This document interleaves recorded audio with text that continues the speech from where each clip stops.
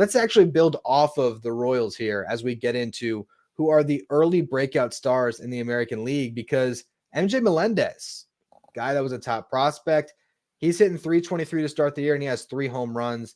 Vinny Pasquantino could be a breakout star, but he's struggling up to this point. What do you think about sort of the breakout potential of some of these Royals? Yeah, they've got so many of those young players surrounding Bobby Witt Jr., who's still a breakout potential kind of guy, right? Like we saw how good he was, and yet when players eventually ascend to being the best of their generation, or at least for those who do become the best of their generation, sometimes they take those leaps and bounds, and I think we're still seeing Bobby Witt Jr. take even more steps towards being that best player of his generation. So, he's surrounded by a bunch of those guys. Michael Garcia is another one there that I think you have to look at and say, okay, there's something going on, shifting over to third base. Vinny Pasquantino, rough start, but in general, they're leaving him in there, right there in the heart of that lineup. He's still hitting third despite some of the struggles that he's been going through. And you still have a veteran guy like Salvador Perez doing the thing that Javi Baez, isn't doing right now, which is, coming through in the clutch and being an absolute monster once again for the Royals. Yeah, for sure. For sure. And then the Tigers, they don't really have anyone that has put up great numbers to start. Colt Keith, from watching those games, he had some good at bats. Riley Green had a home run there. Torkelson had a great second half last year. He's trying to build off that. So they have some pieces that could break out. Kerry Carpenter is the one that nobody talks about. He's probably the best player of the bunch. So the Tigers definitely got some guys going around the American League to really spotlight the guys who have got off to great starts. Anthony Volpe for the Yankees, hitting over 400. And right there with him up the middle, Oswaldo Cabrera, a couple home runs. He's hitting 333. They've also both talked, to think about the impact of having Juan Soto as part of their team, watching the way he wears down pitchers and then learning from his approach. Great to see those guys really jump out, because if they can not sustain this, but sustain a much better season than what we've seen in the past, that's going to make this Yankees lineup a lot longer and a lot better. Yeah, it is very much a long lineup right now, especially with Giancarlo Stanton kind of starting to heat up after that grand slam this weekend. Gleyber Torres at the top, and then, as you said, with Juan Soto. So having that deeper lineup with Alex Verdugo batting in front of Anthony Volpe really gives the youngster a lot to look at for a young man that is well aware of the position and the city and the ballpark that he plays in, growing up in New Jersey, not too far from Yankee Stadium, and where Derek Jeter, played and made his bones. So for Volpe to have the season that he did last year, a little bit overlooked because it wasn't a Derek Jeter type season, but for a rookie of 21 years old, that was really impressive. He's picked up where he's left off. No sophomore slump for him, and I think this guy is going to be a real crucial player in any kind of window of contention that the Yankees are going to have, and potential World Series run that they might make in these next couple of years, with or without Juan Soto. Absolutely. And I think one of the best things I heard this offseason from Volpe was, a lot of people are patting him on the back for the 2020 season, winning a Gold Glove. Like, that was a good rookie season. Everyone's saying you did a good job there, but he says he expects more of himself offensively. He didn't feel like he had a good offensive year last year, and we're seeing what he's capable of early on here. So good to see him get off to this start. We'll see if he can carry that over. A couple of the guys to talk about: Logan O'Hoppe, finally healthy for the Angels. He's hitting 385 right now. So we might not be talking about the Angels much throughout the season, but O'Hoppe is one of those players, as they either try to continue to rework around Mike Trout or eventually transition to a new era, that looks to be a building block, hopefully, if he can finally stay on the field for a full season here. Yeah, you lose Ohtani, but you gain a healthy O'Hoppe. That's critical. He was my American League Rookie of the Year award pick. Got to see him in the Arizona Fall League in 2021 when he was still a Phillies prospect. So I think O'Hoppe, is one of those guys in a Angels organization right now that is obviously scrapping just a little bit, and I think that's kind of lowered expectations. The eyes are off them a little bit, and the only eyes that really seem to be on them are the ones that just want to be critical of Anthony Rendon right now. So I think that's a group right there that is going to get their teeth kicked in, I think, maybe for a year or two. But by the time they all get to the point where they're reaching free agency, their second or third year of arbitration, whatever it may be, I think they're gonna eventually click, because so many of them, right, from Zach Neto to Nolan Shanuel, they had no opportunity to figure things out in the minor leagues, get working through a slump. That's one of the reasons why guys are left down in the minors who might be raking. Organizations love to have their guys struggle so they can know what it's like to have that, because you're going to have that in the majors. Even the best players will struggle. But how do you work through that? How do you get past that? And Neto and Shanuel didn't get an opportunity to do that because they weren't in the minors very long, similar to O'Hoppe's story. So I think, given in a few years, that this group of players, these young guys that have been advanced quickly, they're really going to click and they're going to gel. Yeah, no, I think that's going to be really big for them to develop at the big league level. It's crazy to say that, but that's really what they've done. I mean, they gutted their farm system that said everyone that's still good, come on up. So we'll see how the Angels progress throughout the year. Let's talk about a guy that already had his breakout, but then had a regression, and that's Jeremy Pena. Had a fantastic playoff run, ALCS MVP, World Series MVP. He was unbelievable. I was completely sold on the Jeremy Pena hype train going into last season. I believe I was stupid enough on an early edition of this show to say that I would take Jeremy Pena. I might have said over Bo Bichette. Okay, I was that crazy because I was talking about the shortstop position, and I love Pena's defense, but it looks like a horrible take a year later. I can't get around it. I will say, though, couple home runs hitting over 300, Jeremy Pena. Maybe this is the year he puts it all together again. We love comparing one guy to his teammate when they tick off all those boxes. You go, oh, Jeremy Pena, he's going to be the next Carlos Correa, going to be the next Jose Altuve. I think we all saw that, and then the sophomore slump bites. It always ends up striking again. So it's nice for him to be able to do that at the bottom of the lineup, resetting just a little bit, like you said, regressing. In a lot of ways, it's a reset to say, okay, last year happened, it's over. Just go out and be yourself. Don't try to be the next Carlos Correa. Try to be the you version of Jeremy Pena. And so I think, the leadership turnover might help just a little bit, getting a fresh start. That's not to say Dusty Baker didn't handle Jeremy Pena right. It just, it furthers that narrative of, okay, reset, new season, new manager, same group of guys. This is our last opportunity to do that. They are the superstars. They are the ones getting the big contracts. Let them do that dirty work. And let me kind of do my job as a bit of a role player. There's nothing wrong with that, but you can still contribute and be a great player as a role player. Let me look at the career that Scott Brocious was able to have, with the Yankees winning a World Series MVP. So, those guys have a definite value. And, Jeremy Pena, well, could he be an MVP again in the postseason? I think so. I think so after this start here. It definitely is a possibility. He's going to get the opportunity. He's with Houston. So, don't beat yourself up too bad about that take, Ryan.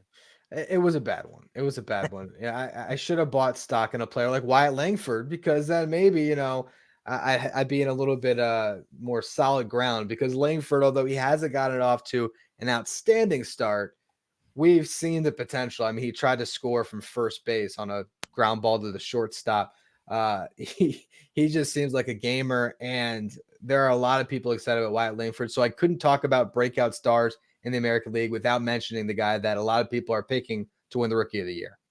Yeah, more of a breakdown star here in their early going, OPS under 700. But again, not every rookie is going to immediately come up and have that Corbin Carroll like start. I think a lot of people saw that, and could an option down to the minor leagues be necessary for a guy like Langford? Absolutely. I think that could be something that benefits him. And it might not even be just like a 1 week stint, right? Like it doesn't necessarily mean he needs to overhaul everything, but it could be a bit too much for him. And so maybe going down to AAA and playing a little bit at Round Rock almost becomes a bit of a vacation for him. He remembers the player that he is, and then he's back on the roster like nothing. Rangers still eligible to get that bonus draft pick should he become the American League Rookie of the Year award. So, tough start just a little bit for Langford in general. But again, not every guy can come out the gates like a Julio Rodriguez or Mike Trout, who, to be fair, wasn't even Mike Trout. His first taste of the majors at the end of one season when the roster's expanded.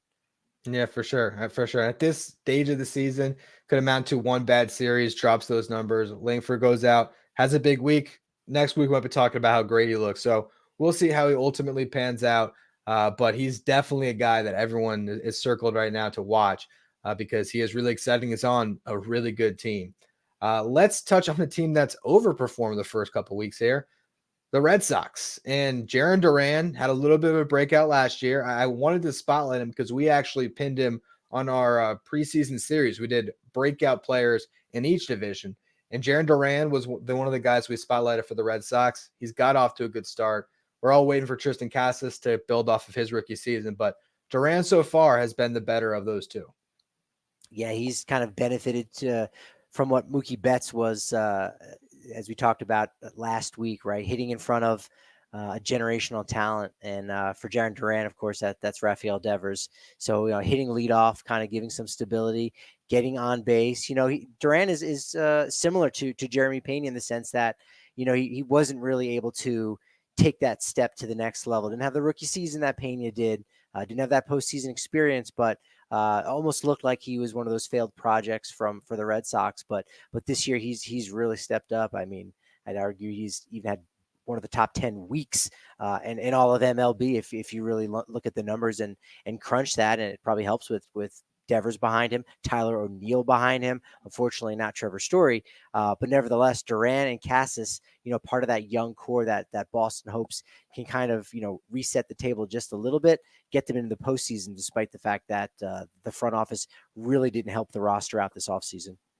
They didn't do much with that rotation other than getting Lucas Giolito, and yet they have a great rotation right now this minute.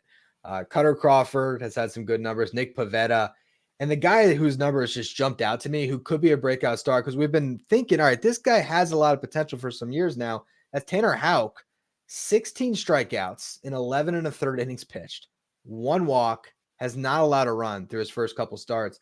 So Tanner Houck, we all were talking about Brian Bayo, but maybe Houck is the new ace of the Red Sox. Yeah, that's such a nice spot to have, and anytime you're a number 5 starter, the expectations aren't quite as high. You're not going against another team's ace. You're going against another team's number 5 starter. So that's a real good spot for Houck to be. And another one of those players where will they or won't they develop into the player the organization is hoping for Houck to be able to do that. Garrett Whitlock, that's one that I'm sure Yankees baseball, what is he? The POBO, president of baseball operations. Is that Brian Cashman's role? Either way, he's kicking himself because he's going, how did we not protect Garrett Whitlock? That was an absolute poach by the Red Sox, Rule 5 pick. Now he's in their rotation, and it's like, Lucas Giolito, who, Chris Sale, who, they're doing great right now up in Boston.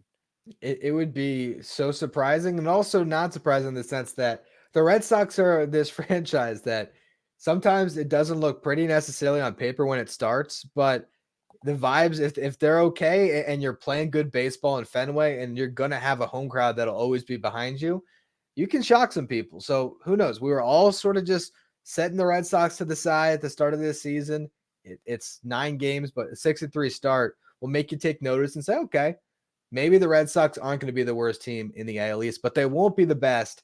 And we have to talk about the guy that started to break out last year in the second half. We were expecting it all season. The numbers didn't look great in 2023 for Grayson Rodriguez, but again, he had to go down to the minor leagues. He struggled. He went down. He developed. He learned some things, came back up and pitched great, and he has continued that this year. 2.19 ERA through 2 starts, 16 strikeouts in 12 and a third. He's 2-0. He's won both of his starts. So Grayson Rodriguez, he might not be the ace of this team because they got Corbin Burns for a year, but he's going to be a guy that is well on his way to breaking out to being one of the best young pitchers in baseball, and a guy who might even get an all-star nod this year. Yeah, I think he's critical to Baltimore's success, maybe more in the postseason than in the regular season, because you need one of those shutdown starters, right? And he pairs up really well with Corbin Burns. But Baltimore's got the starting pitching depth, to withstand any kind of injury or failure to be successful in a Grayson Rodriguez. But I think he's just so pivotal for them in the number 3 spot too, in the rotation, going back to what we were talking about before. Yeah, he's an exciting guy, and for Baltimore to regain the lead in the American League. Look, you can't win a division in April. You can lose one, but you can't win one. So all things aside, I don't think anyone in Baltimore is too worried about the start and losing a series to the Pirates, and the solid start by the Yankees. and the Red Sox. But Grayson Rodriguez, I think, is going to be critical for Baltimore's rotation. Absolutely. I mean, that's really a place where they have improved so much from the years where they weren't quite up to this level. They always were having all these prospects come up, and it was all below the surface, and it's still a ton below the surface when it comes to position players. But G-Rod up atop that rotation, he is huge for them, and a team that we're going to be following very closely all year. We've already talked about these next three, but they're just worth mentioning again. Garrett Crochet, clearly an early breakout star with what he's done. Cole Reagans, Tariq Skubal, guys that broke out in the second half last year, and this is their first full season being considered aces. So we've touched on it in past shows and a little bit today, but the AL Central suddenly has a lot of arms that we're kind of interested in watching here every given series. It's a tongue twister, but I like trying to say it. Love those AL Central lefties. There you go. There you go. You nailed it. You slowed it down. You're able to handle that I tongue did twister. cheat, didn't I?